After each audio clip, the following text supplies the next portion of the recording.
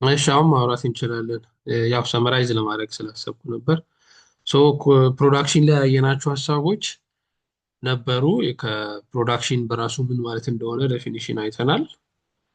ከዛ በኋላ ያው ከኢንፑት ጋር የተገናኘ ነገር አየን። ከዛ ፕሮዳክሽን ፈንክሽን የሚለውን ነገር አየን። ከዛ በተጨማሪ ደግሞ የፕሮዳክሽን ፔሪድ ሾርት ረን እና ሎንግ ረን ፕሮዳክሽን ፔሪድ የሚሉ ሀሳቦች አየን። ስለዚህ እነዚህ ነገሮች በአጠቃላይ የፕሮዳክሽን ሂደቶችም ፕሮዳክሽን በራሱ ፕሮሰሱም ሄልድ የሚሆነው በኢንፑት ነው አለን። ኢንፑት ደግሞ ዝም ብሎ የሚመጣ ነገር አይደለም። ስለዚህ ቀጥሎ ወደ ኮስት ሀሳብ መግባታችን አይቀርም ማለት ነው። ለዛ ነው ከፕሮዳክሽን ቀጥለን ስለ ኮስት የምናወራው ማለት ነው። ሶ when there is input when there is input there is cost ማለት ነው። ምክንያቱም ጥሬ ዕቃ ዝም ብለን ከወደቀበት የምናነሳው ነገር አይደለም። በተለያዩ መንገዶች የኛው እንኳን ቢሆን በተለያዩ መንገዶች የምናገኘው ስለሆነ ማለት ነው። ሶ ቲዮሪ ኦፍ ኮስት አሁን ይሄንን ፓርት ነው የሚይዝልን ማለት ነው። ከዛ በፊት ግን ዋትስ ኮስት የሚለውን ነገር ዲፋይን ለማድረግ ኮስት ራሱ ማለት ምን ማለት ነው ብለን ካልን ኮስት ማለት ከቃሉም ስንረዳ ኮስት ብለን ስንል ያ ወጪ ከሚለው ሀሳብ ጋር የሚገናኝ ነው። ሶ ኮስት ነው እያልን ነው ማለት ነው። ሞኒተሪ ቫሊዩ ኦፍ ኢምፒዩት ነው ማለት ነው።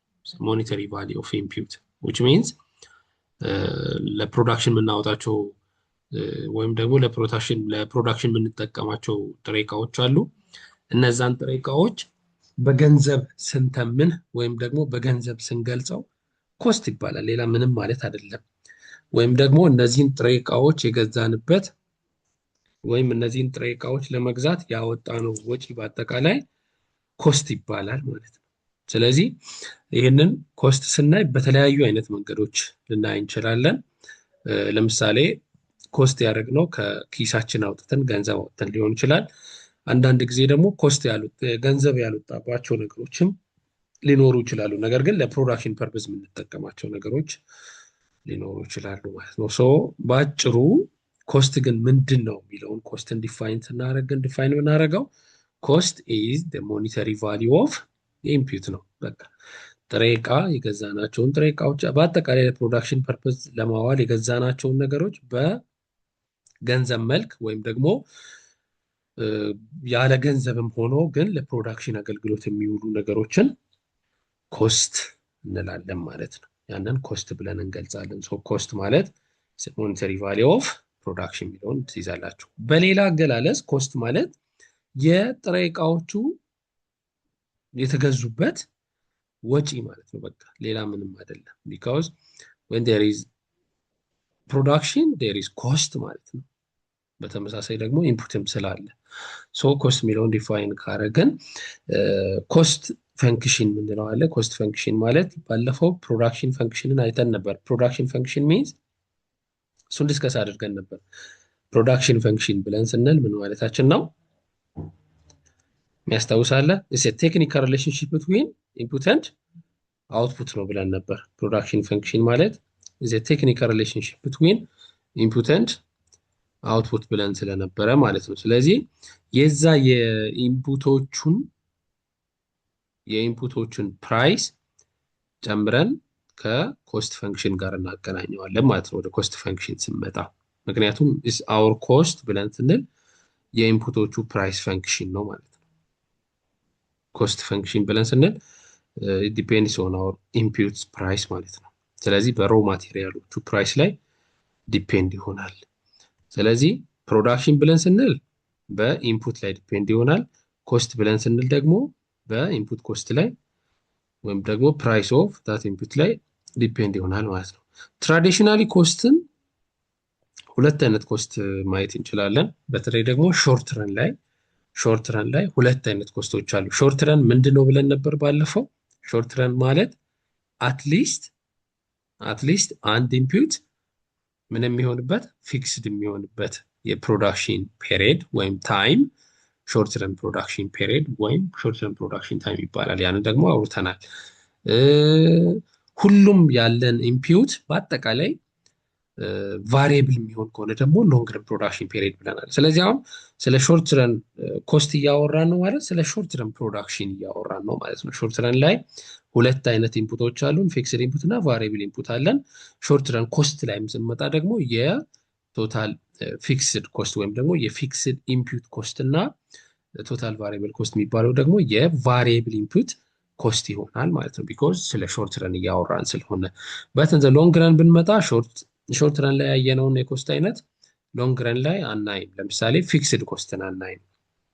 ቢካውዝ ኢን ሎንግ ረን ኦል ኮስትስ አር ቫሪየብል ኮስት ስለሆኑ ማለት ነው። ስለዚህ ሎንግ ረን ኮስት ብለን እያወራን ከሆነ እያወራን ያለ ነው ቶታል ቫሪየብል ኮስትን ነው ማለት ነው። በት ሾርት ረን ኮስት ብለን ካልን ግን ሾርት ረን ላይ አትሊስት አንድ ኢንፑት ፊክስድ ኢንፑት ስለሚሆን የዛ የፊክስድ ኢንፑቱ ኮስት አዝ ፊክስድ ኮስት ልንይዘው እንችላለን ማለት ነው። ከዛ በኋላ ቶታል ኮስት ነው የሚኖረን። ቶታል ኮስት ማለት ደግሞ ባለፈው ለምሳሌ ቶታል ፕሮዳክት ብለን ስንል ምን ማለታችን ነው? በአጠቃላይ ያመረትነው ፕሮዳክት ማለት ነው። ቶታል ኮስትም ማለት በአጠቃላይ ያመረትነው ፕሮዳክት ኮስት ማለት ነው።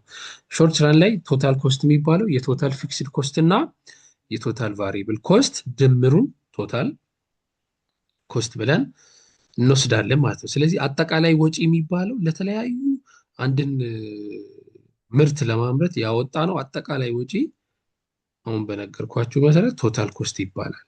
ቶታል ኮስት ደግሞ ሁለት አይነት ወጪዎችን ይይዛል።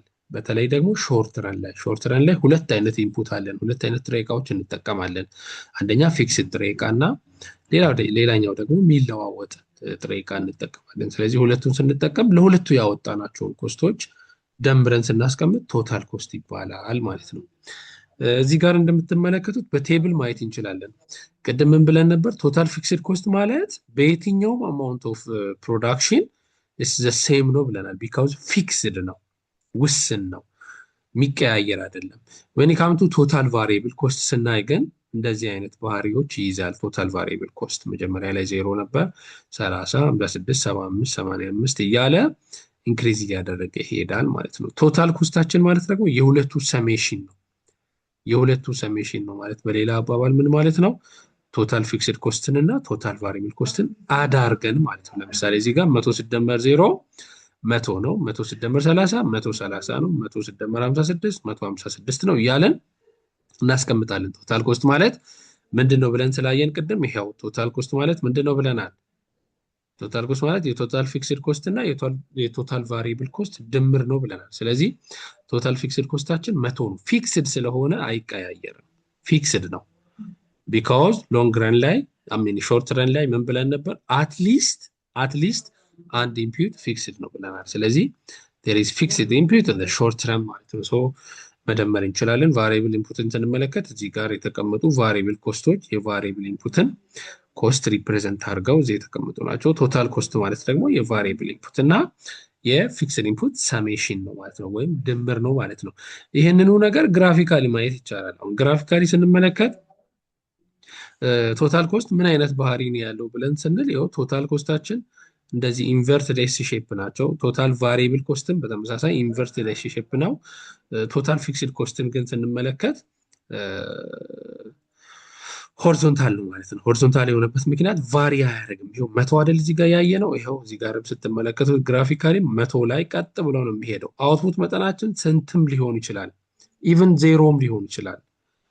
አውትፑት መጠናችን ኢቭን ዜሮም ሊሆን ይችላል። በት ቶታል ኮስታችን ግን ቶታል ፊክስድ ኮስታችን ግን ቫሪ አያደርግም፣ ባለበት ነው። ምን ማለት መሰላችሁ? አሁን ይሄ ማለት ለምሳሌ የሆነ ስራ ልትሰሩ ቤት ብትከራዩና የ2 ወር ክፍያ ብትከፍሉ አረጋችሁም አላረጋችሁም ፕሮዳክሽኑን ምን ይሆናል ማለት ነው? ይቆጥራል። የቤት ክራዩ የሚቆጥርበት መጠን በዛው ልክ ነው። ለምሳሌ በወር 10 ሺህ ብር ከሆነ ቤቱን የተከራያችሁት በወር 10 ሺህ ብር እየቆጠረ ነው የሚሄደው። አይ አምርቻለሁ፣ ሸጬያለሁ፣ ምን አድርጌያለሁ ማለት አትችሉ። ተከራይታችኋል ለ3 ወር። ስለዚህ የ3 ወሩን ደግሞ ቀድማችሁ ነው የምትከፍሉት። ከፍላችሁ የ3 ወሩ ክራይ ግን እየቆጠረ ይሄዳል። እናንተ ስራ ሰራችሁም አልሰራችሁም። ነገር ግን አሁን የቀን ሰራተኛ ቢያስፈልጋችሁ ግን ምንድን ነው የሚሆነው? የቀን ሰራተኛ ቢያስፈልጋችሁ ስራውን ስትሰሩ ብቻ ነው የቀን ሰራተኛ የምትከፍሉት። ስራውን ካልሰራችሁ የቀን ሰራተኛ ክፍያ አትከፍሉም ማለት ነው። ያ ቫሪየብል ኮስት ይባላል እሱ። ወደ ፊክስድ ኮስት ግን ስንመጣ ሰራንም አልሰራንም ወጪው የሚቀጥል ከሆነ ፊክስድ ኮስት ይባላል። ያ ማለት በሌላ አባባል መቶ እዚህ ጋር አለ፣ አንድ ላይም ዜሮ ላይም ሁለት ላይም ሶስት ላይም አራት አምስት ላይም ከዚህም በላይ ብንሄድ ቫሪየብል ሚን ፊክስድ ኮስታችን ተመሳሳይ ነው ማለት ነው። ቫሪየብል ኮስታችን ግን ቫሪ ያደርጋል፣ እየተቀያየረ ነው የሚሄደው ማለት ነው። ስለዚህ ይህንን ቶታል ቫሪየብል ኮስት እና ቶታል ኮስት ተመሳሳይ ሼፕ ነው ያላቸው፣ ኢንቨርትድ ኤስ ሼፕ ነው። ወይን ካምቱ ቶታል ፊክስድ ኮስት ላይ ስንመጣ ግን ፊክስድ መጠን ነው ማለት ነው የምናየው። ፊክስድ ነገር ነው የምናየው ማለት ባለበት ላይ ያለ ነገር እናያለን ማለት ነው። ሶ በግራፍ እና በቴብል ስንመለከት እንደዚህ ልናያቸው እንችላለን። ከዛ ቀጥሎ ያለው አቨሬጅ ኮስት ነው የሚባለው፣ ወይም ደግሞ ፐር ዩኒት ኮስት የሚባል አለ። አቨሬጅ ኮስት ወይም ፐር ዩኒት ኮስት ነው የሚባለው። አቨሬጅ ኮስት ስንል በሌላ አባባል ምን ማለታችን ነው? እያንዳንዱ የተመረተው ምርት ወይም ደግሞ ለእያንዳንዱ ላመረትነው ምርት ያወጣ ነው ወጪ ማለት ነው፣ ሌላ ማለት አይደለም። ስለዚህ ለእያንዳንዱ ያወጣ ነው ይሄ ነፍስ ወከፍ ወጪ የሚባለው ማለት ነው። አንድን ዩኒት ለማምረት ያወጣ ነውን ነፍስ ወከፍ ወጪ በአጠቃላይ አቨሬጅ ኮስት እንላለን እሱን። ስለዚህ አቨሬጅ ኮስትን ደግሞ የምናገኘው ቶታል ኮስትን ላመረትነው መጠን ስናካፍል ነው። ለምሳሌ መቶ አምርተን ከሆነ ያወጣነው 1000 ከሆነ የእያንዳንዱ ስንት ይሆናል የሚለውን ካልኩሌት ስናደርግ ለእያንዳንዱ 10 አውጥተናል ብለን መውሰድ እንችላለን። አቨሬጅ ወይም ደግሞ ፐር ዩኒት ኮስት። ፐር ዩኒት ኮስት ማለት ለእያንዳንዱ ላመረት ነው ያወጣነውን አቨሬጅ ኮስት እንላለን። ከቶታል ኮስት የሚለየው በምንድን ነው? ቶታል ኮስት ስንል ምን ማለታችን ነው? እያንዳንዱን ሳይሆን በአጠቃላይ ያመረት ነው ደምረን ነው የምናስቀምጠው። በዚህ ኬዝ በአጠቃላይ ያመረት ነው ደምረን ስናስቀምጥ ቶታል ኮስት ይባላል።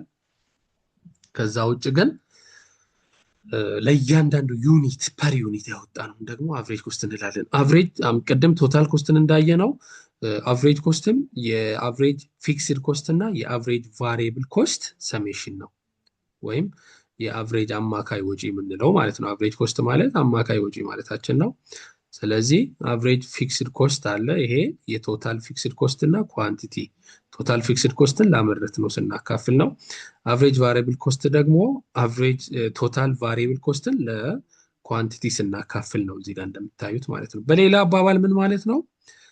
አቨሬጅ ኮስታችን ማለት የቶታል ፊክስድ ኮስት እና የቶታል ቫሪየብል ድምር ነው።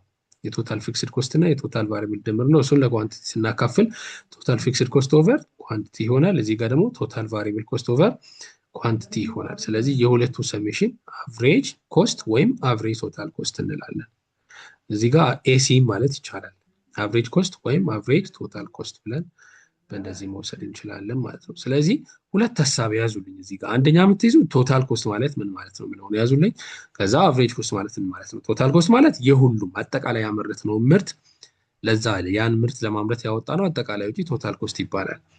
ፊክስድ ኮስት የሚባለው ደግሞ ፐር ዩኒት ኮስት ነው። ፐር ዩኒት ኮስት ማለት አንደኛውን ካመረት ነው ውስጥ አንዱን ለማምረት ያወጣ ነውን ፐር ዩኒት ኮስት እንላለን ማለት ነው።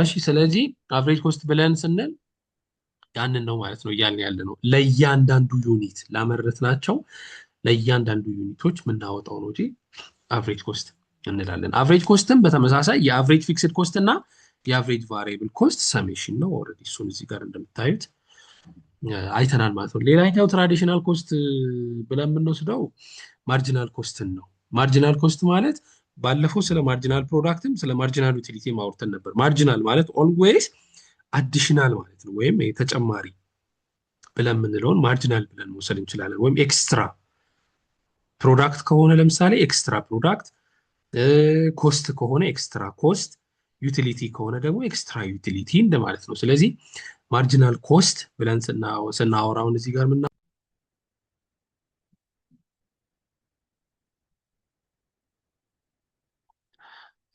ኔትወርክ እየተዋጋን ነው።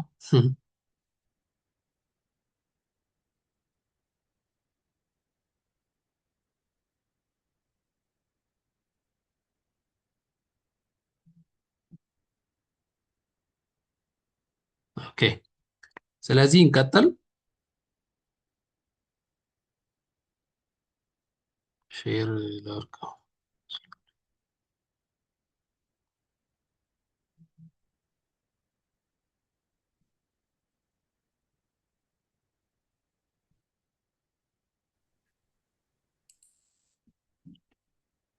ማርጂናል ኮስት ብለን ስናወራ አዲሽናል ኮስት ነው ብያቸዋለሁ። ለምሳሌ አሁን ማርጂናል ኮስትን ካልኩሌት ስናደርግ ትልቁ የሚታየው ነገር ከተጨማሪው ኮስት ያገኘነው ተጨማሪ አውትፑት ማለት ነው።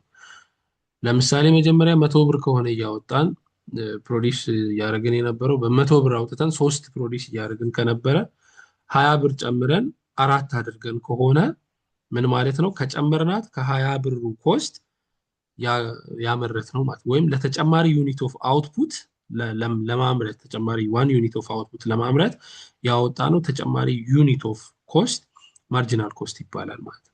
ስለዚህ የሚገኘው በቼንጅ ነው። ቼንጅ ማለት ምን ማለት ነው? ኢኒሻል ማይነስ ፋይናል ማለት ነው። ኢኒሻል ማይነስ ፋይናል ቼንጅ የምንለው እንደዛ ነው። ወይም ደግሞ አንዳንድ ጊዜ በኢኮኖሚክስ አንዳንድ ጊዜ ሳይሆን በጣም ብዙ ጊዜ በኢኮኖሚክስ ዴሪቬቲቭ ነው የምንጠቀመው። በእርግጥ ለእናንተ አሁን ላይ አያስፈልግም፣ ግን ዴሪቬቲቭ ማለት ቼንጅ ማለት ነው። በሌላ አባባል ማቴማቲካሊ ዴሪቬቲቭ ነው የምንጠቀመው። ወይም ደግሞ እንደዚህ በቁጥር ስንሰራ ቼንጅን እንጠቀማለን። መጀመሪያ ከነበረው የጨመርነውን አማውንት ቀንሰን ልዩነቱን ዲፈረንሱን ማለት ነው እዚህ ጋር የምንወስደው ያ ማርጂናል ወይም ደግሞ አዲሽናል ኮስት ይባላል ማለት ነው። አዲሽናል ፕሮዳክት ለማምረት ያወጣ ነው አዲሽናል ኮስት። እሺ እሱን እዚህ ጋር ላሳያችሁ በደንብ እንድታያችሁ። ያው ፊክስድ ኮስት ቅድም አይተናል። አቨሬጅ ኮስት ማለት ምንድን ነው ብለናል። አቨሬጅ ፊክስድ ኮስት ማለት ለኳንቲቲ ቶታል ፊክስድ ኮስትን እያካፈልን ስንሄድ፣ አቨሬጅ ፊክስድ ኮስት ማለት ለምሳሌ ቶታል ፊክስድ ኮስት እዚህ 100 አለ። 100 ለተመረተው አማውንት ስናካፍል፣ ለምሳሌ 100 ሲካፈል ለ0 አንዲፋይንድ ነው። 100 ሲካፈል ለ1 100 ነው። 100 ሲካፈል ለ2 50 ነው። 100 ሲካፈል ለ3 30.33 እያለ ይሄዳል ይሄኛው ፓርት። ምክንያቱም አቨሬጅ ፊክስድ ኮስት ማለት የቶታል ፊክስድ ኮስት ለኳንቲቲ ስናካፍል ነው። ቶታል ቫሪየብል ኮስት ደግሞ እዚህ ጋር አለን። ስለዚህ አቨሬጅ ቫሪየብል ኮስት ማለት ይሄንን ቶታል ቫሪየብል ኮስትን አሁንም ለኳንቲቲ ስናካፍል ነው ማለት ነው። 0ን ለ0 አንዲፋይንድ ነው። 30ን ለ1 ስናካፍል ይኸው 30 ነው። 56ን ለ2 ስናካፍል ይሄ 28 ነው እያለ እንደዚህ ይቀጥላል ማለት ነው። ቶታል ኮስት ማለት ደግሞ ምን ማለት ነው ብለን ነበር ቅድም? ቶታል ፊክስድ ኮስትን እና ቶታል ቫሪየብል ኮስትን መደመር ነው። እንደምታዩት እዚህ ጋር ቶታል ቫሪየብል ኮስት እዚህ አለ፣ ቶታል ፊክስድ ኮስት አለ። 100 ሲደመር 0 100 ይሆናል። 100 ሲደመር እዚህ ጋር ቶታል ፊክስድ ኮስትን እና ቶታል ቫሪየብል ኮስትን ደምረን 130 ይሆናል። ስለዚህ ቶታል ኮስት ማለት የቶታል ፊክስድ ኮስት እና የቶታል ቫሪየብል ኮስት ሰሜሽን እንደሆነ ማየት ይችላለን። አቨሬጅ ኮስትንም ብለናል ቅድም። ምንድን ነው ያለው? አቨሬጅ ኮስት ማለት ቶታል ኮስትን ለኳንቲቲ ማካፈል ነው ብለናል። ስለዚህ ቶታል ኮስታችን 130 ነው። 130ን ለ1 ስናካፍል ራሱ 130 ይሆናል። 156ን ለ2 ስናካፍል እዚህ ጋር 78 ይሆናል እያለ ይቀጥላል ማለት ነው። ወይን ካምቱ ማርጂናል ኮስት ላይ ስንመጣ ዴሪቬቲቭ ነው ወይም ደግሞ ቼንጅ ነው የምንወስደው ብለናል። ቼንጁ እንዴት ነው የሚታየው ብለን ካለን ለምሳሌ ቶታል ኮስታችን የት ነው ያለው? ይሄው ቶታል ኮስታችን እዚህ ጋር አለ። ከዛ ደግሞ ቼንጁ የምንወስደው ኳንቲቲ ነው። የኳንቲቲ ቼንጅ ነው የምንወስደው። ቼንጅ ስንወስድ ፋይናል ማይነስ ኢኒሻል ብለናል። እዚህ ጋር ፋይናላችን ስንት ነው? 130 ነው። ኢኒሻላችን 100 ነበር። ስለዚህ 130 ሲቀነስ 130 ነው። እዚህ ጋር ፋይናላችን 1 ነው። ኢኒሻላችን 0 ነው። ስለዚህ ከ1 0 ስንቀንስ 1 ራሱ ነው። ከ130 ስንቀንስ 30 ነው። ስለዚህ 30 ሲካፈል ለ1 30 ይሆናል ማለት ነው። ስለዚህ ማርጂናል ኮስታችንን በቀላሉ በዚህ መንገድ ካልኩሌት ማድረግ ይቻላል። እዚህ ጋር ሁሉንም ነገር በአንድ አይተናል ኦልሬዲ። ቶታል ፊክስድ ኮስትም እዚህ ጋር አለ። አቨሬጅ ኮስት ማለት አቨሬጅ ፊክስድ ኮስት ማለት ቶታል ፊክስድ ኮስት ለአውትፑት ሲካፈል ነው። ቫሪየብል ኮስታችን አለ። አቨሬጅ ቫሪየብል ኮስት ማለት ደግሞ ቶታል ፊክስድ ኮስትን አሁንም ለአውትፑት ስናካፍል ነው። ቶታል ኮስት የአቨሬጅ የቶታል ፊክስድ ኮስት እና የቶታል ቫሪየብል ኮስት ሰሜሽን ነው። አቨሬጅ ኮስታችን ማለት ደግሞ የቶታል ኮስታችን እና የአውትፑታችን ስናካፍል ማለት ለአውትፑታችን ስናካፍል ያለውን ማየት እንችላለን ማለት ነው። ሶ ማርጂናል ኮስት ደግሞ ብለን ስናወራ ስለ ዲፈረንስ ነው የምናወራው። ግራፊካሊ ስንመለከት ይሄን ይመስላል። አቨሬጅ ቶታል ኮስታችን እና አቨሬጅ ቫሪያብል ኮስታችን ሁለቱም ዩ ሼፕድ ናቸው። ሼፓቸው ተመሳሳይ ነው። ፈርስት ዲክሪዝ ያደርጋሉ፣ ከዛ በኋላ ሚኒመም ይደርሳሉ፣ ከዛ በኋላ ደግሞ ኢንክሪዝ ማድረግ ይጀምራሉ። አቨሬጅ ቶታል ኮስት እና አቨሬጅ ቫሪያብል ኮስት። አቨሬጅ ፊክስድ ኮስት ደግሞ እየቀነሰ ነው የሚመጣው፣ ምክንያቱም መጠኑ መጨመር ስለማይችል መጀመሪያ ላይ ትንሽ ስናመርት የነበረው እያለ እየቀነሰ ነው የሚመጣው አቨሬጅ ፊክስድ ኮስታችን። ማርጂናል ኮስት ደግሞ የአቨሬጅ ቶታል ኮስትንና የአቨሬጅ ቫሪየብል ኮስትን ሚኒመም ፖይንት ክሮስ አድርጎ የሚያልፍ ከርቭ ማርጂናል ኮስት ከርቭ ይባላል። ይችን ሀሳብ ያዙልኝ። የአቨሬጅ ቶታል ኮስት ከርቭን እና የአቨሬጅ ቫሪየብል ኮስት ከርቭን ሚኒመም ፖይንት ክሮስ አድርጎ የሚያልፍ ከርቭ ማርጂናል ኮስት ከርቭ ይባላል። ማርጂናል ኮስት ከርቭ ይባላል። አቨሬጅ ፊክስድ ኮስት ከርቭ እና አቨሬጅ ቫሪየብል ኮስት ከርቭ እና አቨሬጅ ቶታል ኮስት ከርቭ ሁለቱ ባህሪያቸው ምን አይነት ነው ብለናል? ዩ ሼፕድ ናቸው። ይሄው እዚህ ጋር ያብራራዋል። አፕዋርድ ናቸው። ከዚህ በላይ ስንመለከት ኢንዲኬቲንግ ኢንክሪዝ ኢን አቨሬጅ ቫሪየብል ኮስት ኤንድ ኢን አዘር ወርድ the average variable cost curve is U shaped ብለናል። ሁለቱም የሚገናኙበት ቦታ ላይ ሚኒመም ፖይንት ነው። ያ ማለት አቨሬጅ ቫሪየብል ኮስታችን ግራፍ ላይ ያለውን ነገር ነው ኦልሬዲ ያብራራ ያለው። So average total cost curve can be obtained by adding average fixed cost እና average variable cost አድርገን ልናገኝ እንችላለን። ኦልሬዲ ይሄን ሐሳብ አሁን አብቻችኋለሁ። ወደ ሎንግ ረን ስንመጣ ቅድም ብያችኋለሁ። ሾርት ረን እና ሎንግ ረን ልዩነታቸው ምንድነው ነው ያለው? የኢንፑት ኮምቢኔሽን ነው ልዩነታቸው። ሎንግ ረን እና ሾርት ረን is not about long period of time and it's not about short period of time። ስለዚህ ስለ ሾርት ፔሪድ ኦፍ ታይም እና ሎንግ ፔሪድ ኦፍ ታይም ሳይሆን የምናወራው ስለ ኢንፑት ኮምቢኔሽን ነው ማለት ነው። ሾርት ረን ካልን አትሊስት አንድ ፊክስድ ኢንፑት አለን which means more than one ፊክስድ ኢንፑትም ሊኖር ይችላል። ቢያንስ ግን አንድ ፊክስድ የሆነ ኢንፑት አለን ሾርት ረን ላይ። but in the case of long run ምንም አይነት ፊክስድ የሚባል ኢንፑት የለንም። ሁሉም ነገር ተቀያያሪ ነው። ስለዚህ የፈለግነውን ነገር እንደፈለግን የቀያየርን ልናመርት እንችላለን ማለት ነው። በዚህ ጊዜ ሁለት ኢንፑቶች ካሉን ሁለቱንም ኢንፑቶች ኮምባይን እያደረግን መጠናቸውን ኮምባይን እያደረግን ማምረት የምንችልበትን እድል ልናገኝ እንችላለን ማለት ነው። በዚህ ጊዜ ሎንግ ረን አቨሬጅ ኮስት ከርቫችን ዩ ሼፕድ ይሆናል ይባላል። ምክንያቱም ፈርስት ዲክሪዝ እያደረገ ይሄዳል። ዲክሪዝ እያደረገ ይሄድና ሚኒመም ደርሳል። ከዛ በኋላ ኢንክሪዝ ማድረግ ይጀምራል ኮስቱ። ሎንግ ረን ላይ የኮስት መጠኑ በዛው ልክ ኢንክሪዝ እያደረገ ይሄዳል የሚለው ነው የምናየው። ቶታል ኮስት ከርቫችንም ያው በተመሳሳይ ይሄንን የሚያሳየን ፈርስት ኢንክሪዝ እያደረገ ይሄዳል። እሱም ኢንቨርትድ ዩ ሼፕ እንደሆነ በእርግጥ ቅድምም አይተናል። ሶ the long run total cost curve is the long run average cost curve and the long run marginal cost curve ብለን የምንላቸውን አሁን እዚህ ጋር አይተናል። here also long run average cost curve እና long run marginal cost curve U shaped ናቸው but they are flatter than the short run cost curve ከነዛ ይልቅ ፍላት ይሆናል ማለት ነው። ባህሪያቸውን ስንመለከት ከነዛ አንፃር ፍላት ሊሆን ይችላል ማለት ነው። ሶ ይሄ የሎንግ ረን ኮስት ነው ማለት ነው። በእርግጥ ሎንግ ረን ላይ ኮስት ሊቀንስ የሚችልበት ምክንያት እዚህ ጋር እንዳያችሁ ነው አይደል? እየቀነሰ ነው የመጣው። ለምንድን ነው እየቀነሰ የመጣው ብለን ካለን ሞር ኤክስፒሪየንስድ እየሆንን በሄድን ቁጥር የምናወጣው ወጪ በዛው ልክ ዲክሪዝ ያደርጋል ተብሎ ይታሰባል ማለት ነው። ስለዚህ አሁን ምንድነው ቀጥሎ የምናየው የሁለቱን ሪሌሽንሺፕ ነው የምናየው። የማን የኮስትንና የፕሮዳክትን ወይም ደግሞ የፕሮዳክሽንን እና የኮስት ሂደቱን ኮምባይንድ ውጤቱን እናያለን ማለት ነው። ኮምባይን ስናረጋቸው ሪሌሽንሺፓቸው ምን ይመስላል? እዚህ ጋር በጣም ባጭሩ ስነግራችሁ the cost curve ወይም ደግሞ this the production curve is the mirror reflection of the cost curve ነው። ወይም ደግሞ the cost curve is the mirror reflection of the production curve ይሆናል ማለት ነው። ግራፊካሊ ስንመለከት ይሄው እዚህ ጋር ኤክስፕላኔሽኖቹን እኔ when average product or marginal product raises የቱ ጋር ነው አቨሬጅ ፕሮዳክት እና ማርጂናል ፕሮዳክት ሬይዝ እያደረገ ያለው? ይሄው እየጨመሩ ነው ሁለቱም። ማርጂናል ፕሮዳክትስ በዛው ይሄው ኤምፒ አይደል? ይሄ ይሄው ማርጂናል ፕሮዳክታችንም እየጨመረ ነው። ሁለቱ የሚጨምሩበት ፖይንት ላይ አቨሬጅ ኮስታችን ይቀንሳል ይላል። ይኸው አቨሬጅ ኮስታችን ከታች እየቀነሰ ነው። ሁለቱ የሚጨምሩበት ፖይንት ማለት ይሄኛው ኤሪያ ማለት ነው። ስቴጅ ዋን ባለፈው ፕሮዳክሽን ላይ ስቴጅ ዋን ብለን ያየ ነው። ስቴጅ ዋን ላይ ስንመለከት ሁለቱን ሬይዝ በሚያደርጉበት ቦታ ላይ ማርጂናል ኮስታችን ዲክሪዝ እያደረገ ነው፣ ወይም አቨሬጅ ኮስታችንን በዛው ልክ ዲክሪዝ እያደረገ ነው በዚህ ፖይንት ማለት ነው። ከዛ ሁለተኛው ላይ ዌን ፎል ማድረግ ሲጀምሩ ማርጂናል ኮስታችንና ማርጂናል ፕሮዳክቲቪቲያችንና አቨሬጅ ፕሮዳክቲቪቲያችን ፎል ማድረግ ጀመሩ። የቱ ጋር ነው እሱ? ይኸው አቨሬጅ ፕሮዳክቲቪቲ እዚች ጋር ፎል ማድረግ ጀምረዋል።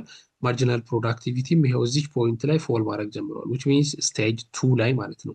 በዚህ ፖይንት አቨሬጅ ኮስታችን እና ማርጂናል ኮስታችን ሬይዝ ያደርጋል፣ ይጨምራል ወደ ላይ። ይኸው ይታያቸዋል። ይኸው ማርጂናል ኮስትም እየጨመረ ነው፣ አቨሬጅ ኮስታችንም በዚሁ ልክ እየጨመረ ነው ማለት ነው። አቨሬጅ ኮስታችንም እዚህ ጋር እየጨመረ ነው። አቨሬጅ ፕሮዳክቲቪቲ እና ማርጂናል ፕሮዳክቲቪቲ ማክሲመም ላይ ሲደርሱ አቨሬጅ ኮስት እና ማርጂናል ኮስት ሚኒመም ላይ ይደርሳል። ይኸው ሁለቱ ጣሪያ ላይ የደረሱበት ፖይንት ማለት ይሄ ነው። ግራፉ ላይ ያያችሁ ከሆነ ይሄ ፖይንት ነው። በዚህ ፖይንት ላይ ቀጥታ ስንመለከት የኮስትን ሁኔታ ሚኒመም ነው። እዚህ ፖይንት ላይ ይሄው ኮስት ሁኔታ ሚኒመም ሆነዋል ማለት ነው። ስለዚህ በሌላ አባባል ሚረር ሪፍሌክሽን ማለት ነው። አንደኛው ኢንክሪዝ ሲያደርግ ሌላኛው ዲክሪዝ ያደርጋል። ፕሮዳክሽን ወይም አቨሬጅ ፕሮዳክት ከፍ እያለ ሲሄድ ማርጂናል ፕሮዳክት ዝቅ እያለ ይመጣል። አቨሬጅ ፕሮዳክት ፎል እያደረገ ሲሄድ ማርጂናል ፕሮዳክት ሬይዝ ያደርጋል።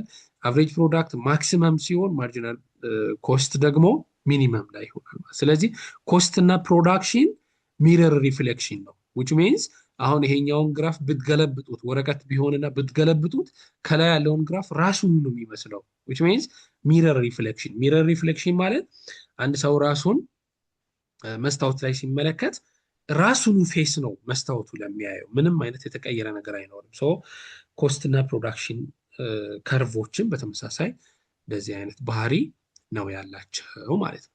ስለዚህ ኮስት እና ፕሮዳክሽን ላይ ያልገባችሁ ነገር ካለ መጠየቅ ትችላላችሁ።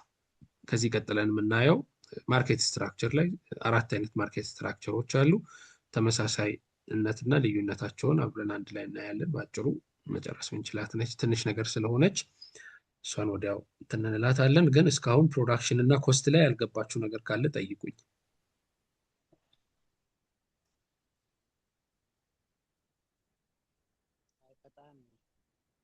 ጥያቄ በጣም ግልጽ ነው። ግልጽ ነው። እሺ መጨረሻ ላይ ማንሳት ትችላላችሁ፣ ችግር የለውም። አሁን ወደ ማርኬት ስትራክቸር ነው የምንገባው። ማርኬት ስትራክቸር ላይ በእርግጥ 4 ማርኬት ስትራክቸር ወይም ደግሞ ቤዚካሊ 2 የገበያ አይነቶች አሉ። 2 የገበያ አይነቶች አሉ። ፐርፌክት እና ኢምፐርፌክት ብለን በሁለት መግለጽ እንችላለን። ፐርፌክት እና ኢምፐርፌክት ብለን በሁለት የምንገልጻቸው 2 አይነት የገበያ አይነቶች አሉን። ፐርፌክት የሚባለው አንድ ነው፣ እሱም ፐርፌክትሊ ኮምፒቲቲቭ ማርኬት ሲሆን ኢምፐርፌክት የሚባሉት ደግሞ 3 ናቸው። ኢምፐርፌክት የሚባሉት 3 ናቸው። እሱም ሞኖፖሊስቲክ ኮምፒቲሽን እና ኦሊጎፖሊ በመባል ይታወቃሉ ሶስቱ።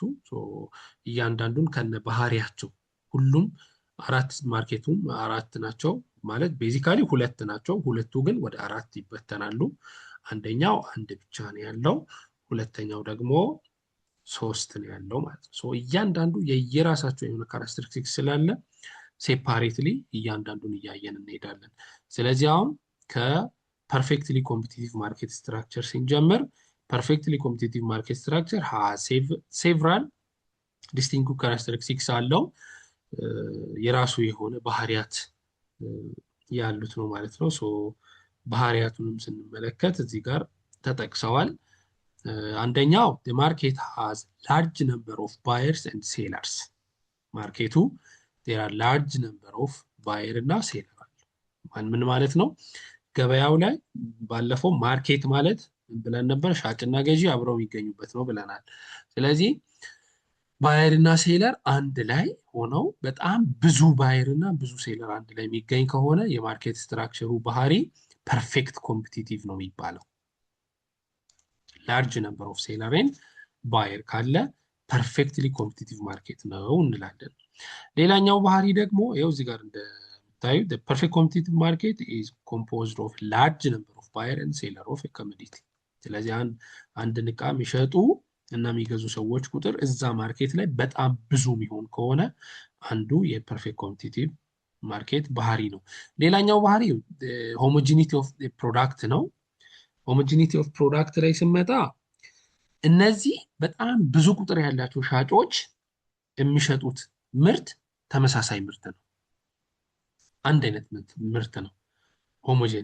ሆሞጂኒቲው ማለት የፕሮዳክት አይነት ነው። የፕሮዳክት አይነቱ አንድ አይነት ነው which means standardized ፕሮዳክት ነው፣ ተመሳሳይ ፕሮዳክት ነው። ለምሳሌ product is supplied by the different firms are the same or homogeneous. For example, salt supplied by two sellers is identical to the extent buyers are unable to differentiate which firm supplied which product.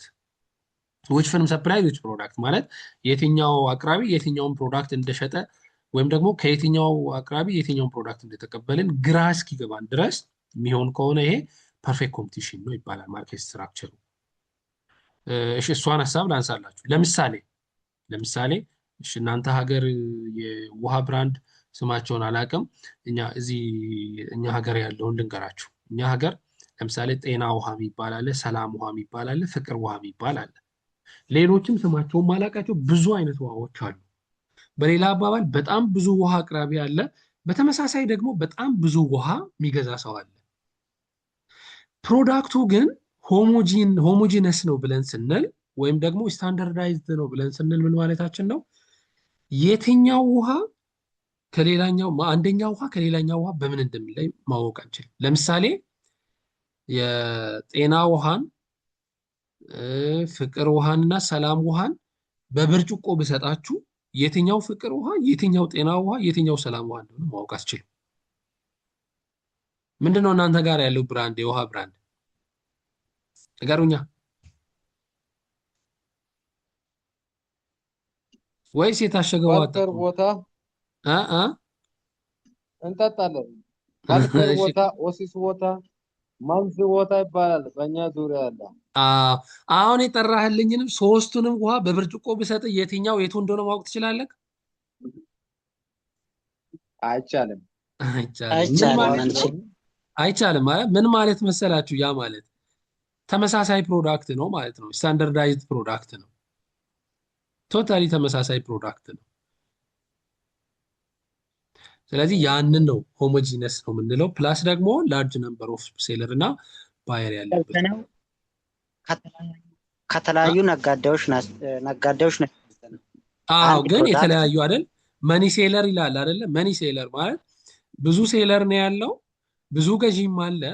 የትኛው ፕሮዳክት ግን የየትኛው ሻጭ እንደሆነ ማወቅ አንችልም። ለምሳሌ በቆሎ ልንገዛ ገበያ ብንሄድ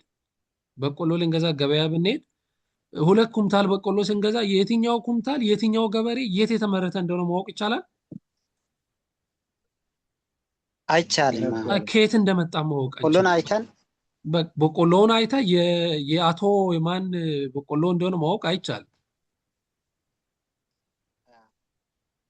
ያ ማለት ተመሳሳይ የሚለውን ሀሳብ ለማሳየት ነው ማለት ነው። ሌላኛው ፍሪ ኢንትሪ እና ኤግዚት ነው ያለው ፐርፌክት ኮምፒቲሽን ላይ። አሁን በደንብ እያስተዋላችሁ ባህሪያቶቹን ነው እያወራን ያለ ነው። የመጀመሪያው ባህሪ ፐርፌክት ኮምፒቲሽን ምን አይነት ነው ብለናል?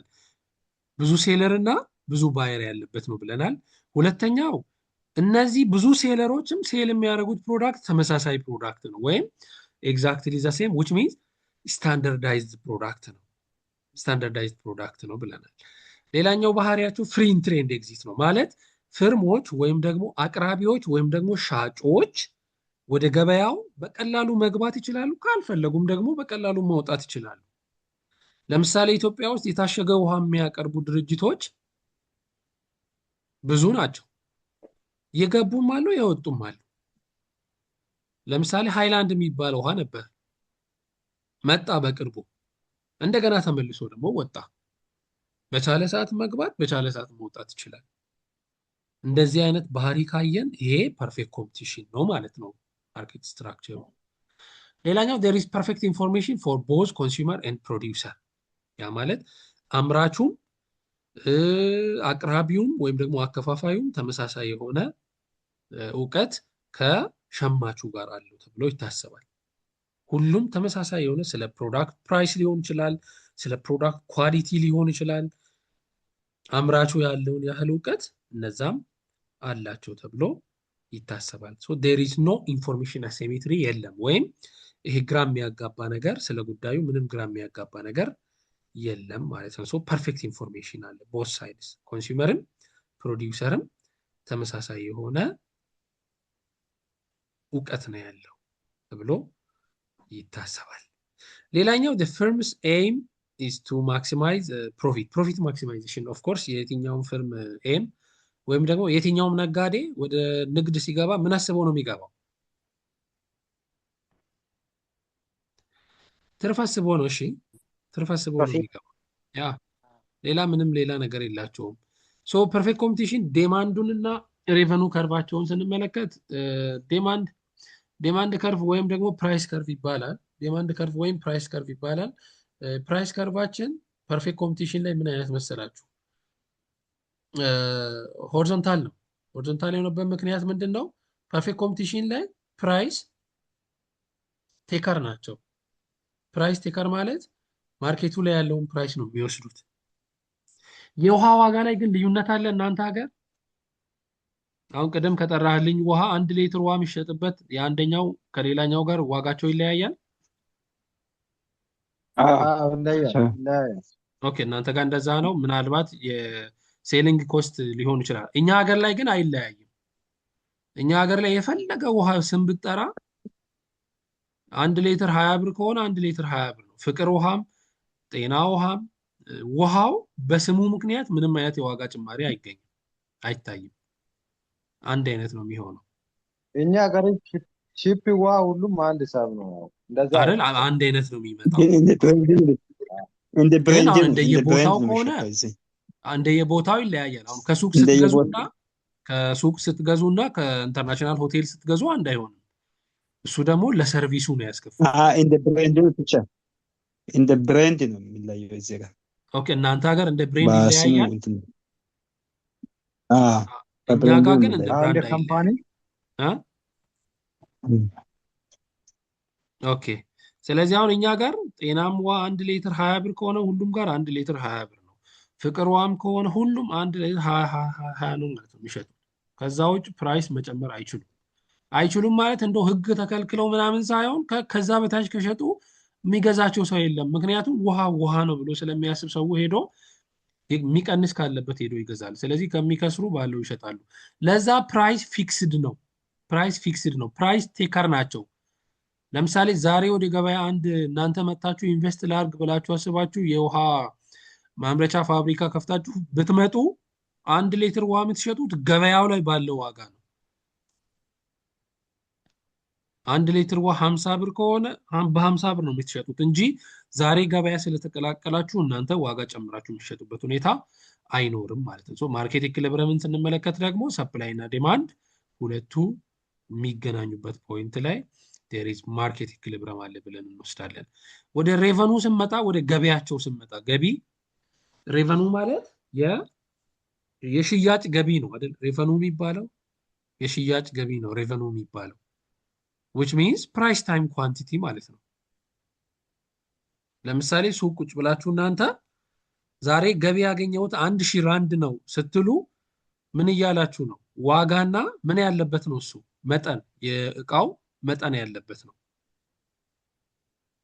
ሬቨኑ ማለት ገቢ ነው።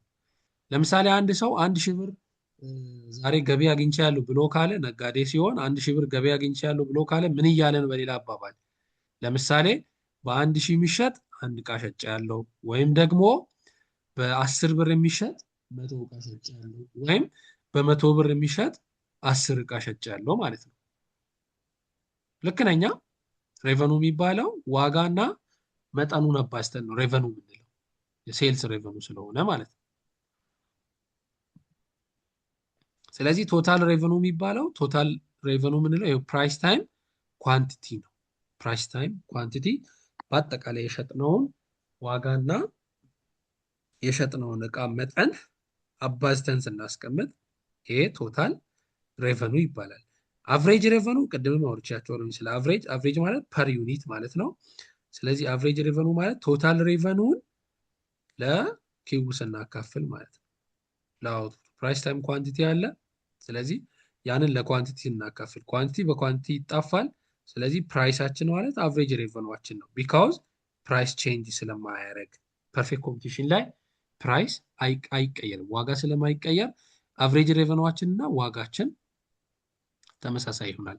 ማርጂናል ሬቨኑ ያው ቅድም ብያቸዋል። ማርጂናል ማለት ኦልዌይስ አዲሽናል ማለት ነው። ስለዚህ መጀመሪያ 10 የምንሸጥ ከሆነ ከዛ ትንሽ ቆይተን 13 ብንሸጥ ማርጂናል ሬቨኑዋችን የትኛው ነው? 13ቱ ነው? 10ሩ ነው ወይስ 3ቱ ነው? 3ቱ ነው ማርጂን። 3 አዲሽናል አለ። 3 መጀመሪያ 10 ሸጥን ከዛ 13 ሆነ። ስንት ነው ዲፈረንሱ? 3 ነች። ስለዚህ ማርጂናል ሬቨኑ ማለት በኋላ ላይ ከሸጥነው ከ3ቱ የምናገኘው ዩኒት ማለት ነው። ሶ ይሄንን በዚህ መንገድ ማየት እንችላለን። ከርቭም በእንደዚህ አይነት ማየት እንችላለን። ኢኩሊብሪየም ኦልዌይስ ሰፕላይ እና ዲማንድ የሚገናኙበት ቦታ ላይ ነው። ሶ ኢን ዘ ፐርፌክት ኮምፒቲሽን the firm can sell any amount of output at a given market price ነው። because firms in the perfect competition ምን ስለሆኑ ፕራይስ ቴከር ናቸው። ወይም ማርኬት ላይ ያለውን ፕራይስ as it is ነው የሚወስዱት ማለት ነው። እስካሁን ያወራ ነው ስለ ፐርፌክት ኮምፒቲሽን ነው። ፐርፌክት ኮምፒቲሽን ወይም ደግሞ ፐርፌክት ማርኬት ስትራክቸር ስለሚባለው ነው። ከዚህ ቀጥሎ 3 ማርኬት ስትራክቸሮችን እናወራለን። ሶስቱም የየራሳቸው ባህሪ ያላቸው፣ ሶስቱም ኢምፐርፌክት ማርኬት ስትራክቸር ላይ የሚመደቡ ናቸው። ኢምፐርፌክት ማርኬት ስትራክቸር ላይ የሚመደቡ ናቸው ሶስቱንም እናያለን ማለት ነው። ስለዚህ ለማርኬት ስትራክቸር ሁለተኛው ማለት ፒውር ሞኖፖሊ ነው። ፒውር ሞኖፖሊ ነው።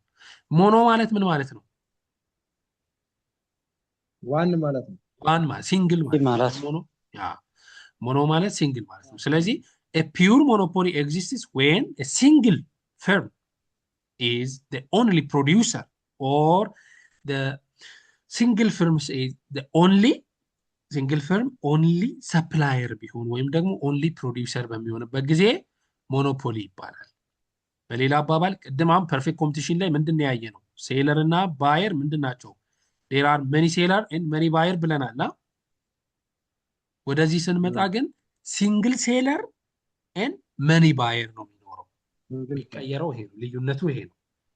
ሲንግል ሴለር እና መኒ ባየር፣ ሲንግል ሴለር እና መኒ ባየር ካለ ፒውር ሞኖፖሊ ይባላል። ሻጩ አንድ ነው፣ የሚገዛው ሰው ግን በጣም ብዙ ሰው። ገዢው ብዙ ነው የሚሆነው። ለምሳሌ ሌላኛው ባህሪ ኖ ክሎዝ ሰብስቲዩት ማለት ምን ማለት መሰላችሁ? የሱን የሚመስል ሌላ ፕሮዳክት የለም ማለት ነው። የሱ አይነት ምንም አይነት ፕሮዳክት የለም። ያ ፕሮዳክት ያለው እሱ ጋር ብቻ። ለምሳሌ ሰምታችሁ የምታውቁ ከሆነ የዚህ ፕሮዳክት ብቸኛው አስመጪ ምናምን ይባላል አይደል? የተለመደ ነው። ብቸኛው አስመጪ ምናምን ይባላል። ያ ማለት ሌላ ሰው ጋር የሌለ ያ ሰውዬ ጋር ብቻ ያለ ማለት ነው። ስለዚህ ሞኖፖሊ የሚባለው ይሄ ነው፣ ብቸኛው አስመጪ ሲሆን እሱን አይነት የሚመስል ሌላ ፕሮዳክት ሳይኖር ሲቀር። ወደኛ ሀገር ስንመጣ ብዙ ጊዜ እነዚህ ሞኖፖሊስቲክ የሚባሉ ፍርሞች የሚኖሩት የመንግስት ፍርሞች ናቸው። ለምሳሌ ኢትዮጵያ ውስጥ ከኢትዮጵያ ኤሌክትሪክ አገልግሎት ውጭ የኤሌክትሪክ አገልግሎት ለህዝብ የሚያቀርብ ድርጅት የለም ኢትዮጵያ ውስጥ።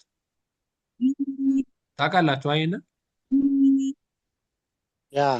ኢትዮጵያ ውስጥ የኤሌክትሪክ አገልግሎት የሚያቀርብ ሌላ የግል ድርጅት የሚሆን የመንግስት የውጭ ድርጅት የለም።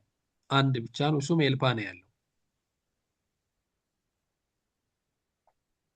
ኤሌክትሪክ ፓወር አውቶሪቲ ማለት ያ ራሱ ነው፣ ሰርቪስ ነው። በእርግጥ ስሙ በየጊዜው ይቀያየራል።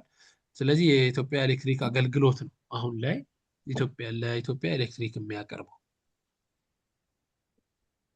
ብቸኛ አቅራቢ ነው። ሌላ ቦታ ሄደን መግዛት አንችልም። ቅድም ሰላም ውሃ ዋጋ ቢጨምር ትተን ፍቅር ውሃ ልንገዛ እንችላለን። በዚህ ጊዜ ግን ያለው እሱ ብቻ ስለሆነ ዋጋ ጨመረም አልጨመረም እናደርጋለን፣ እንገዛለን ከሱ። ስለዚህ አሁን ለምሳሌ መብራት ኃይል በጣም የሚያስቅ ነገር አለው። ለምሳሌ 2-3 አምፖል እየተጠቀማችሁ 4000 ብር ቢቆጠር አይ በቃ ከዚህ በኋላ አልፈልግም ካንተ ማለት አትችሉም። እንደውም ስለ 4000 ብሩ ለመከራከር ቅድሚያ ምንድን ነው የምታደርጉት? መክፈል ትከፍላላችሁ። ከፍላችሁ ነው አይደል የምትከራከሩት። ገና ለመከራከርም አይ እኔ ቆጣሪ እንዴት እንደዚህ ይቆጥራል ይፈተሽልኝ ለማለትም ቀድማችሁ ከፍላችሁ ነው የምትከራከሩት። ቢካዝ ዜር ኢዝ ኖ ክሎዝ ሰብስቲዩት። ያ ከኤሌክትሪክ አገልግሎት የምታገኙትን አገልግሎት የሚሰጥ ሌላ አማራጭ ያለው ፍርም የለም። ስለዚህ የምትከፍሉትም የትኛውን ዋጋ ነው? እነሱ ያስቀመጡትን ዋጋ ነው የምትከፍሉት። ፕራይስ ሜከር ናቸው። ቅድም ግን ፐርፌክት ኮምፒቲሽን ላይ ፕራይስ ቴከር ናቸው ነው ያለው። ፕራይስ ቴከር ናቸው። ለምን? ማርኬት ላይ የእነሱን የሚመስል ብዙ ፕሮዳክት ስላለ ማርኬት ላይ ቀድሞ የገባው ፍርም የሰጠውን ፕራይስ አክሴፕት ያደርጋሉ ፐርፌክት ኮምፒቲሽን ላይ። ሞኖፖሊ ላይ ግን የእነሱን የሚመስል ሌላ ፕሮዳክት ስለሌለ እነሱ ያስቀመጡትን ዋጋ እንቀበላለን ፕራይስ ሜከር ስለሆኑ። The individual firm exercises considerable control over price because it's responsible for and therefore control ያደርጋል። ማርኬቱን ኮንትሮል ያደርጋል። ቶታል ኳንቲቲ የሚቀርበውን ወደ ማርኬት የሚቀርበውን መጠን ኮንትሮል ያደርጋል። ስለዚህ ከሱ ብቻ ነው ሄደን መግዛት የምንችለው። ዋጋ እንደፈለገ ነው መጨመር የሚችለው። መቀነስም ከፈለገ እንደፈለገ መቀነስ ይችላል። ይሄ ሁኔታ ግን ኮምፒቲሽን ላይ የለም። ፐርፌክት ኮምፒቲሽን ላይ ይሄንን ሁኔታ አታገኙትም፣ ፕራይስ ቴከር ስለሆኑ። ሌላኛው ፕራይስ ዲስክሪሚኔሽን አለ። ፕራይስ ዲስክሪሚኔሽን ማለት ምን ማለት ነው? ለምፈልገው ይጨምራል፣ ለሚፈልገው ይቀንሳል። ለአንዱ ይጨምራል፣ ለሌላው ይቀንሳል። ምን ማለት ነው? ለተመሳሳይ ፕሮዳክት የተለያየ ዋጋ ማውጣት ይችላሉ እነሱ። ለምሳሌ ኢትዮ ቴሌኮም የዛሬን አያርገውና ድሮ ኢትዮ ቴሌኮም ምንድን ነበር? ሞኖፖሊ ነበር አይደለ? ሳፋሪኮም ከመምጣቱ በፊት ኢትዮ ቴሌኮም እንደነገርኳችሁ ነበር፣ ሞኖፖሊ ነበር ኢትዮ ቴሌኮም። ሳፋሪኮም ሲመጣ ሞኖፖሊ መሆን አይችልም። ቢያንስ ሁለት ፍርም አለ። ፕራይስ ዲስክሪሚኔሽን ማለት ምን ማለት መሰላችሁ? ለምሳሌ ኢትዮ ቴሌኮም ተመሳሳይ ሰርቪስ በሁለት ከፍሎ ቻርጅ ያደርጋል ዋጋ። ለምሳሌ ከጠዋት 1 ሰዓት ጀምሮ እስከ ምሽቱ 4 ሰዓት ተመሳሳይ ዋጋ ነው የምጥለው። ኖርማል ቀን ላይ ከጠዋት 1 ሰዓት ጀምሮ እስከ ምሽቱ 4 ሰዓት ድረስ 0.55 ሴንት ፐር ሚኒት ቻርጅ ያደርጋል። ከምሽቱ 4 ሰዓት እስከ ሌሊቱ 12 ሰዓት ደግሞ 0.35 ሴንት ፐር ሚኒት ቻርጅ ያደርጋል። ራሱ እኮ አገልግሎት ነው፣ መደወል ነው። እሱ ራሱ መደወል ነው። ጠዋት 1 ሰዓት ጀምሮ እስከ ምሽት 4 ሰዓትም ያለው መደወል ነው። ከ4 ሰዓት ጀምሮ እስከ ሌሊቱ 12 ሰዓት ያለው መደወል ነው። ግን ሰዓትን ባች ያደርጋል ማለት ነው። የመጀመሪያውን ባች ከጠዋት 1 ሰዓት እስከ ምሽቱ 4 ሰዓት፣ ሁለተኛውን ባች ደግሞ ከ4 ሰዓት እስከ ሰርቪሱን ማለት ነው፣ ከ4 ሰዓት እስከ ሌሊቱ 12 ሰዓት ያለውን የተለያየ ዋጋ ያስቀምጣል። ተመሳሳይ ሰርቪስ ኤግዛክትሊ ዘ ሴም ሰርቪስ ነው፣ ግን ደግሞ ዲፍረንት ፕራይስ ነው። ይሄ ፕራይስ ዲስክሪሚኔሽን ይባላል። ፕራይስን ዲስክሪሚኔት አድርጓል ይባላል ማለት ነው። እንደዚህ አይነት ዲስክሪሚኔሽን አለ ማለት። ለምሳሌ አሁን አንዳንድ ጊዜ ተመሳሳይ አገልግሎት አንድ ኳስ ለማየት ለምሳሌ ለተማሪዎች 50 ብር፣ ለትልልቅ ሰዎች 100 ብር ይባላል አይደል? እንደዚህ አይነት ነገሮች አሉ። ሲኒማ ለማየት አሁን ለምሳሌ ለልጆች 30 ብር፣ ለአዋቂዎች 100 ብር ብለው እንደዚህ ፕራይስ ያስቀምጣሉ። ግን ልጅም አዋቂም የሚያየው ግን ተመሳሳይ ፊልም ነው። ሌላ የተለያየ ፊልም አይደለም የሚያዩት። ተመሳሳይ ፊልም ያያሉ፣ ግን የተለያየ ዋጋ ይከፍላሉ። ይሄ ፕራይስ ዲስክሪሚኔሽን ይባላል። በእርግጥ እናንተ ጋርም አለ እንደዚህ አይነት ነገር። ለደንበኛ ምናምን ብላችሁ አትቀንሱ? እንቀንሳለን። ትቀንሳላችኋል ለደንበኛ ብላችሁ? አሁን ሁሉ ጊዜ የሚገዛው ደንበኛ አለ።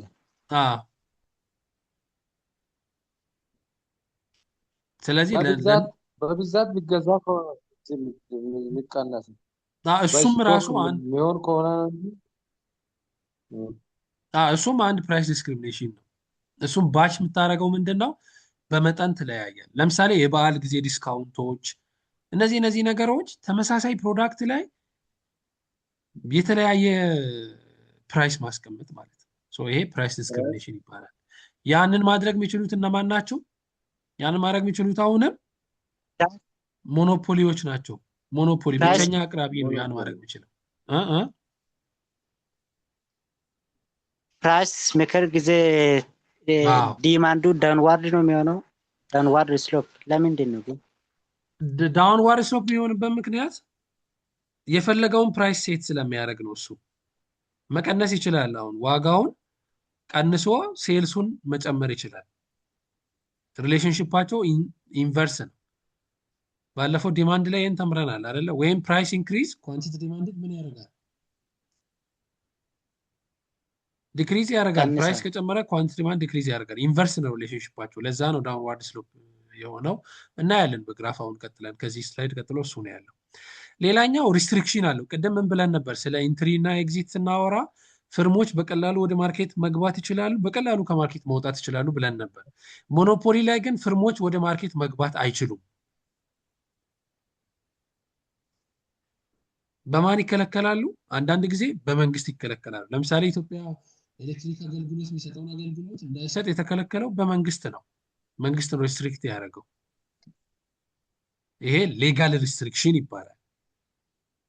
ከመንግስት ተቋማት ውጪ ያን አገልግሎት መስጠት የማይችል ካለ ይሄ ሌጋል ሪስትሪክሽን ይባላል ከኢንትሪ እና ኤግዚት አንጻር። አንዳንድ ጊዜ ኦነርሺፕ ኦፍ ስትራቴጂክ ኪ ኢንፑት ወይም ስትራቴጂክ ኢንፑትን ኦውን በሚያደርጉበት ጊዜ ያ ሊፈጠር ይችላል። ለምሳሌ ኮካ ኮላን የሚያመርተው በዓለም አንድ ድርጅት ነው። ታውቃላችሁ ይሄንን? ለምንድን ነው ያ ድርጅት የሚያመርተው? ድርጅቱ ኦልሬዲ ስሙን በራሱ ስም ሬጅስተር ሆኗል። አዎ ሌላ ሬጅስተር በሱ ሌላ ካምፓኒያን ያንን ኮፒ ካረገ ይቀጣል ማለት ነው። ያስቀጣል። ለምንድን ነው እንደዛ የሆነው? በሱ ስም ብቻ የሆነበት ምክንያት ምንድን ነው?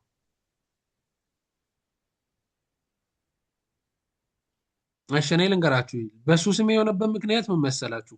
ኮካ ኮላ የሚመረትበት ፎርሙላ ወይም ደግሞ የኮካ ኮላ ምርት የሚገኝበት የኬሚካሉ ፎርሙላ ያለው እነሱ ጋር ብቻ ነው። የኮካ ኮላ አምራች ድርጅቱ ባለቤት እጅ ብቻ ነው ያለው። እንደውም የሚባለው አባትና ልጅ ብቻ ናቸው ኮምቢኔሽኑን የሚያውቁት ይባላል። ስለዚህ አባትና ልጁ ድንገት በመኪና አደጋ ቢሞቱ ምድረ ኮካ አፍቃሪ ቤት ትገባለህ ማለት ነው።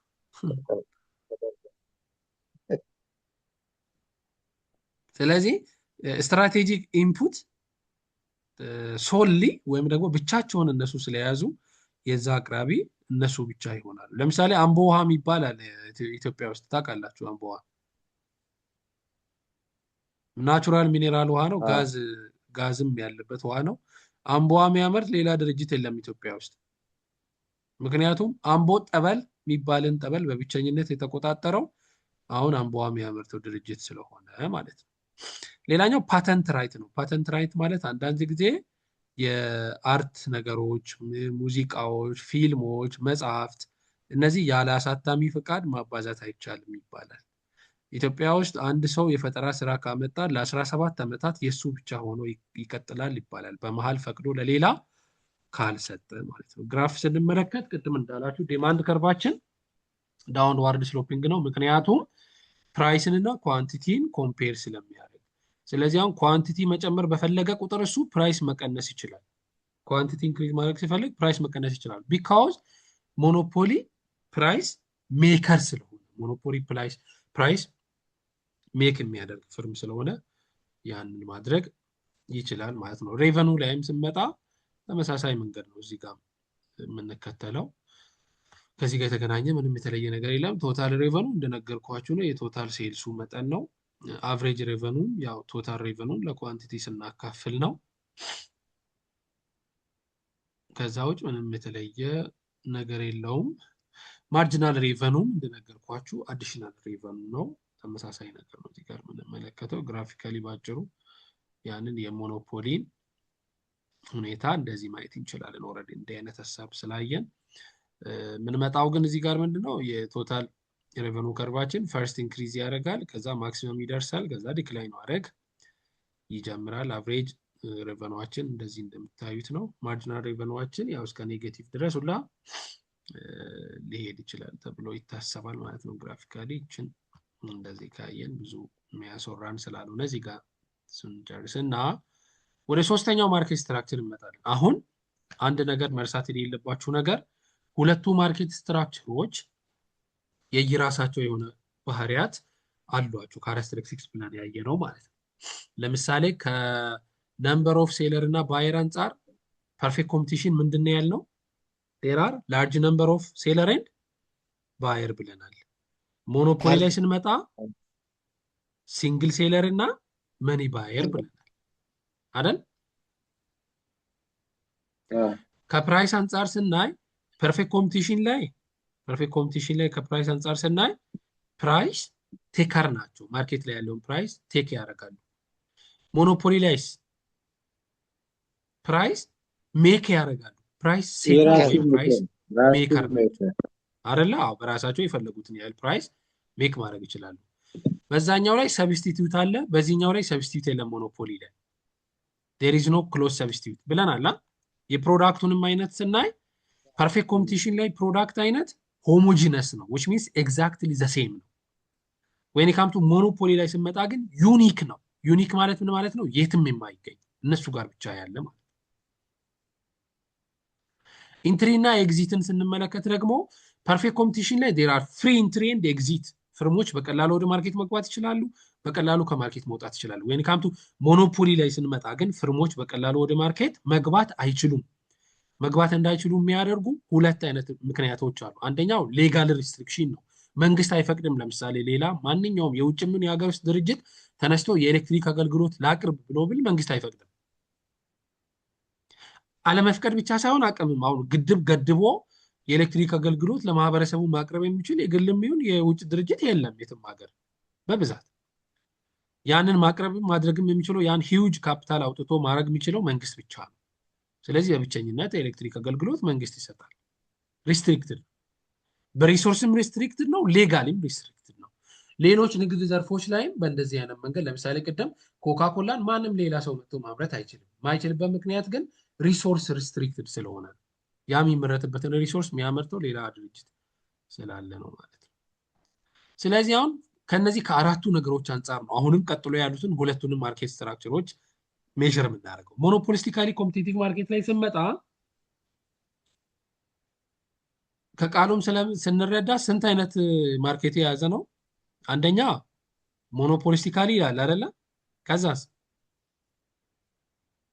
ኮምፒቲቲቭ ይላል።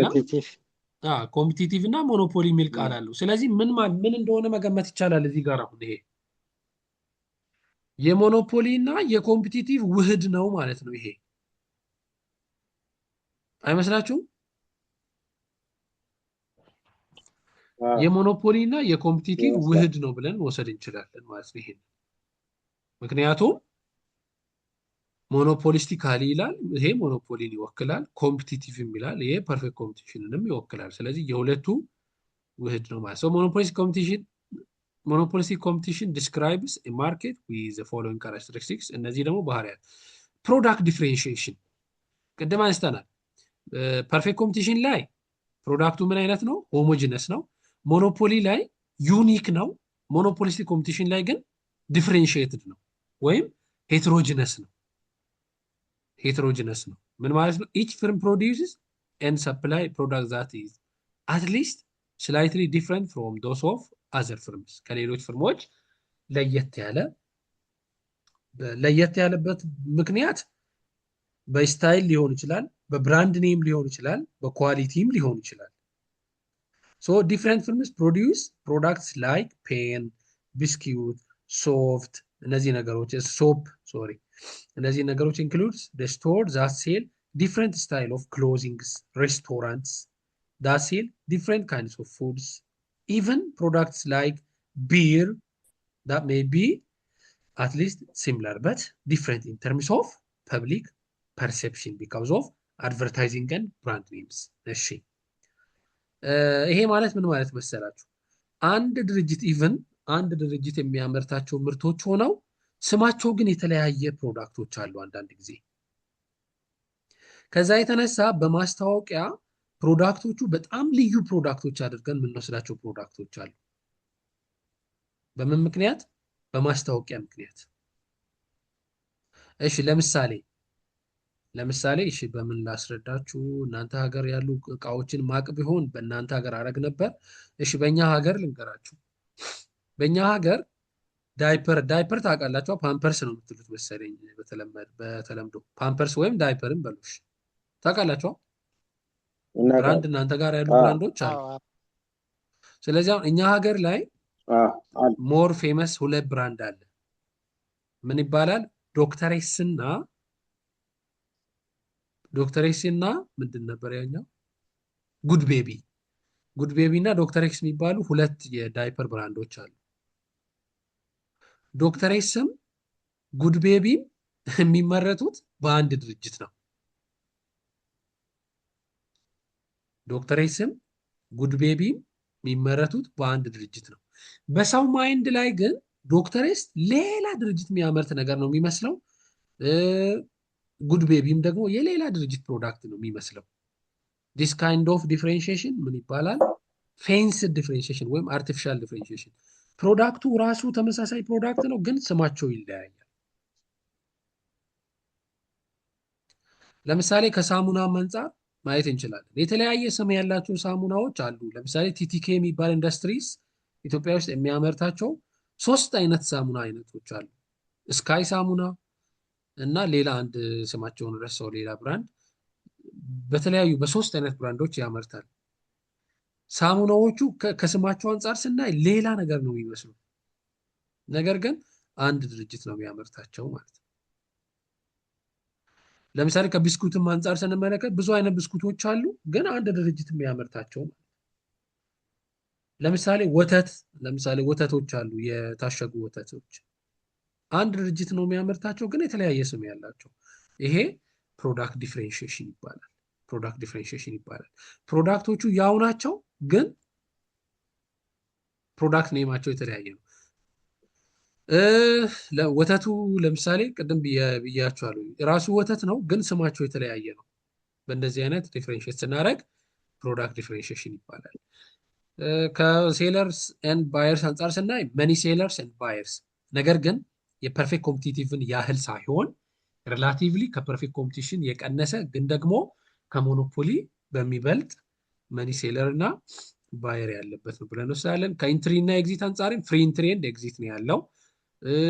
ሌላኛው ኮምፒቲሽን በእነሱ መካከል የሚፈጠሩ ኮምፒቲሽኖች ነን ፕራይስ ኮምፒቲሽን ይባላል። በፕራይስ በዋጋ አይወዳደሩም። ፍርሞቹ የሚወዳደሩት በዋጋ ሳይሆን ቅድም በነገርኳችሁ በስም ነው። ለምሳሌ ኢትዮጵያ ውስጥ የሲሚንቶ አቅራቢዎች አሉ። ለምሳሌ ዳንጎቴ እና ናሽናል የሚባሉ 2 ሲሚንቶዎች አሉ። ኮምፒት የሚያደርጉት ሁለቱም ነን ፕራይስ ኮምፒቲሽን ነው። ለምሳሌ ዳንጎቴ ቤታችሁ ድረስ ይወስዳል። ናሽናል ሲሚንት ግን ካለበት ሄዳችሁ ትወስዳላችሁ። ዳንጎቴ ቤታችሁ ድረስ ያመጣል። ናሽናል ሲሚንት ግን ካለበት ሄዳችሁ ነው የምትወስዱት። ይሄ ዲፍሬንሺዬሽን ይባላል። ናን ፕራይስ ነው፣ በዋጋ አይደለም። ማለት በፕራይስ አይደለም ኮምፒት ያደርጋችሁ፣ በአገልግሎት ነው። ለምሳሌ ሆሳዕና ከተማ ውስጥ በጣም ብዙ ፈርኒቸር ቤቶች አሉ። ከነዛ ፈርኒቸር ቤቶች አንዱ ለምሳሌ ቪነር ፈርኒቸር የሚባል አለ። ቤታችሁ ድረስ በራሱ መኪና ይወስዳል። ሌሎች ፈርኒቸር ቤቶች ደግሞ አሉ፣ እናንተ ሄዳችሁ ትወስዳላችሁ። ስለዚህ የዴሊቨሪ ሰርቪስ የሚሰጡና የማይሰጡ፣ ዋራንቲ የሚሰጡና የማይሰጡ ብለን ከፋፍለን ማየት እንችላለን ማለት ነው። ይሄ የሞኖፖሊስቲካሊ ኮምፒቲቲቭ ፈርም ባህሪ ነው ማለት ነው። ዲማንድ ከርቫቸውን ስንመለከት የሁለቱንም ባህሪ ይይዛሉ። ሾርት ረን ላይ ፐርፌክት ኮምፒቲሽንን ይመስላሉ። ሎንግ ረን ላይ ደግሞ ሾርት ረን ላይ ሞኖፖሊን ይመስላሉ። ሎንግ ረን ላይ ደግሞ ፐርፌክት ኮምፒቲሽንን ይመስላሉ። ምክንያቱም እነሱ ጋርም እየገቡ ስለሚሄዱ። ከርቡን ስንመለከት ሬቨኑ ፈንክሽናችንን ስንመለከት ይሄን ይመስላል። ምክንያቱም በተወሰነ መልኩ የዋጋ ላይ ዲሳይድ የማድረግ መብት አላቸው። ምክንያቱም በስምም ቢሆን ስለሚለዩ ዋጋ ላይ ለመወሰን ብዙ ጊዜ አይቸገሩም እነሱ ማለት ነው። ሌላኛው ኦሊጎፖሊ ነው የመጨረሻው። ኦሊጎፖሊ ይባላል። ኦሊጎፖሊ ቅድም ከነገርኳችሁ ከአራቱ ነገሮች አንጻር ዲፈረንሳቸውን ብቻ እኔ ከአራቱ ነገሮች አንጻር ለምሳሌ ከኢንትሪ እና ኤግዚት አንጻር ስናይ ዴር ኢዝ ባሪየር ቱ ኢንተር። ለምሳሌ አሁን ሞኖፖሊ ላይ ወደ ማርኬት የማይገቡበት ምክንያት በመንግስት ምክንያት ነው ብያቸዋለሁ፣ ባሪየር ነው። እዚህ ጋር ግን እርስ በርስ ባሪየር ይፈጥራሉ። አንደኛው ፍርም ቀድሞ ይገባና ሌሎች ፍርሞች እንዳይገቡ ወይም ሌሎች አምራቾች ወደ ማርኬት እንዳይገቡ ዘግቶ ይቀመጣል። ሌላኛው ፓተንት ኦር አክሰስ ቱ ቴክኖሎጂ፣ ያም በራሱ ያንን ሊፈጥር ይችላል። ፕሮዳክት ሜይ ቢ ሆሞጂነስ ወይም ደግሞ ዲፍሬንሺየትድ ሊሆን ይችላል። በዚህ ጊዜ በፐርፌክት ኮምፒቲሽን ላይ ሆሞጂነስ ነው። ሞኖፖሊ ላይ ዩኒክ ነው። ሞኖፖሊስቲክ ኮምፒቲሽን ላይ ሄትሮጂነስ ነው። ኦሊጎፖሊ ላይ ግን ሆሞጂነስም ሄትሮጂነስም ሊሆን ይችላል፣ ወይም ሆሞጂነስም ዲፍሬንሺየትድም ሊሆን ይችላል ማለት ነው። ያንን ከዛ መውሰድ እንችላለን። ይሄ የፕሮዳክት አይነቱን ነው።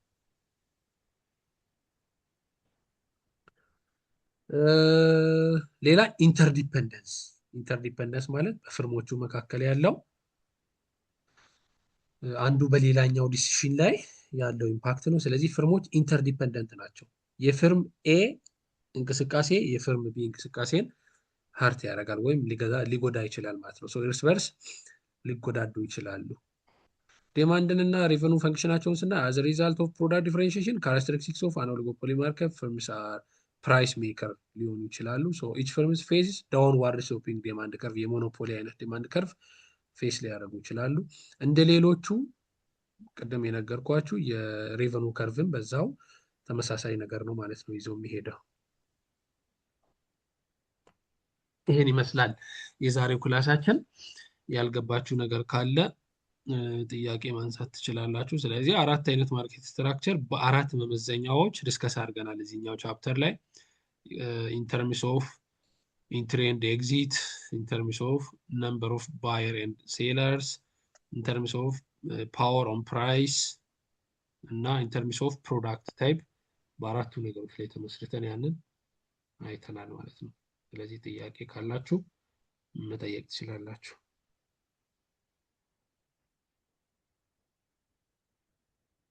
ቲቸር ዓለም ላይ ያለው ኦል ማርኬት ሲስተም በአራቱ ብቻ ነው የሚመደበው? በአራቱ ብቻ ነው ሌላ ማርኬት የሚመደበው? ሲስተም የለም? የለም። አዎ አሁን ምን መሰል፣ አሁን እዚህ ጋር የምናወራው ትክክል ቆንጆ ጥያቄ ነው የጠየቀው። በአራቱ ይመደባል። የትኛው ግን ሪል ነው የሚለው ላይ ነው ዲስከስ ማድረግ። ዲስከስ ካደረግ እንዲህ ከጨረስን በኋላ የትኛው ነው ሞር ሪል መሬት ላይ ያለው የትኛው ነው የሚለውን ነው። በፐርፌክትሊ ኮምፒቲቲቭ ማርኬት መሬት ላይ የሌለ አይዲያል ማርኬት ነው ተብሎ ይታሰባል። ምክንያቱም ፐርፌክትሊ ኮምፒቲቲቭ ማርኬት የሚያስበውን አይነት ነገር የሚያቀርብ የለም ተብሎ ነው የሚታሰበው። ሞኖፖሊ ላይም ስንመጣ ሞኖፖሊ ሪል ነው አለ፣ ግን ደግሞ ሬር ነው። ሬር ማለት በቁጥር የሚቆጠር ነው ያለው። ኢቨን ኢትዮጵያ ውስጥ እንኳን ሞኖፖሊ እንቁጠር ብንል 4 ወይ 5 ልንቆጥር እንችላለን። ከዚያ በላይ መቁጠር አንችልም። ሞኖፖሊ ኢትዮጵያ ውስጥ እንኳን እንቁጠር ብንል when it comes to monopolistic competition የሁለቱ ውህድ ስለሆነ ሪላቲቭሊ ከአራቱ ማርኬት ስትራክቸሮች ዓለም ላይ ያለው የትኛው ነው ቢባል ሞኖፖሊስቲክ ኮምፒቲሽን ነው ያለው።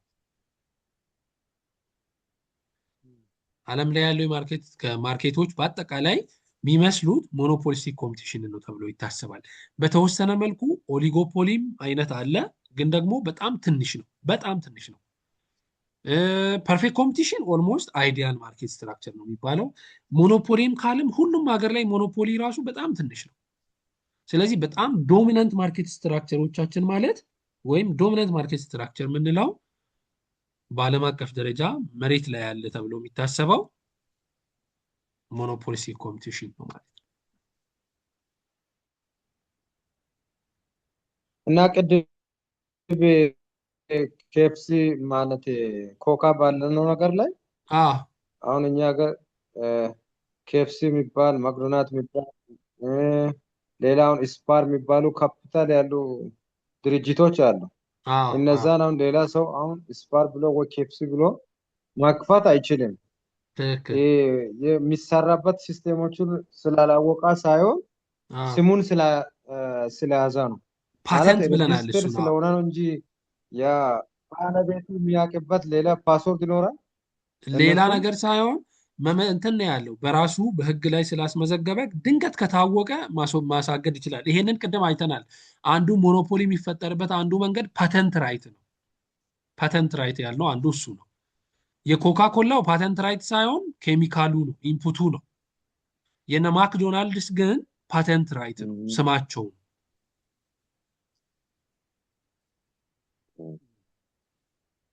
ልዩነታቸው